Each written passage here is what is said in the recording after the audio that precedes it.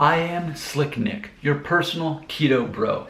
Let's compare and contrast potato chips versus a baked potato.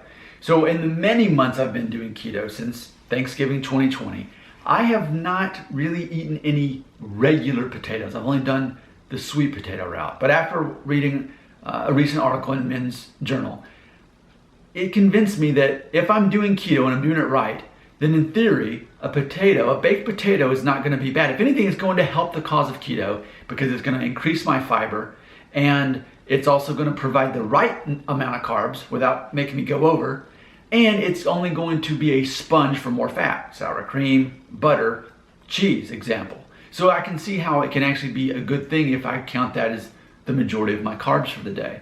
So in this past 2 weeks, I've switched over to baked potato. I love it. Not that I ever didn't like sweet potatoes, but sweet potato is pretty basic. It's like, here's your butter, here's your sweet potato. With a regular potato, like a russet, for example, what I can do with that is I can almost make a little mini meal out of that at the end of the day. So let me compare that concept versus potato chips, which I would never eat. I want to explain that why. So either way, a potato or a potato product is going to count as a starch, technically in the carb category, which is how I have to count it.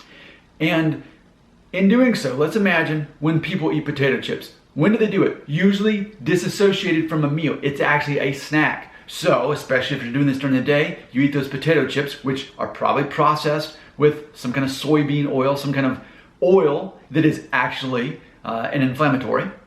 And then you tend to eat them by themselves, not necessarily with a bunch of other actual fat and protein. What happens? Your insulin spikes. You actually probably have to eat a lot of chips to satiate that sensation of being hungry. So you're eating a lot of starches, ultimately carbs, that makes you hungrier with those inflammatory oils as a snack, which all of it spikes your insulin, makes you hungry, store fat.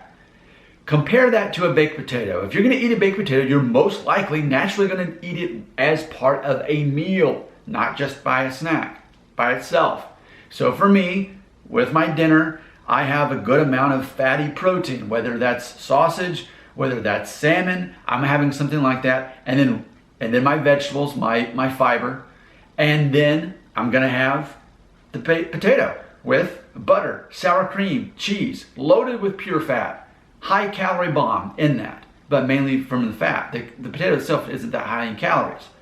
So what happens is, in the same concept of net carbs, that, for example, raspberries don't have a lot of carbs to begin with, but the fiber offsets the amount of carbs. Same concept with potato, it's offset by the amount of fat and protein. So clearly there's a major difference. I would choose a baked potato, not the potato chips. Your comments belong right here.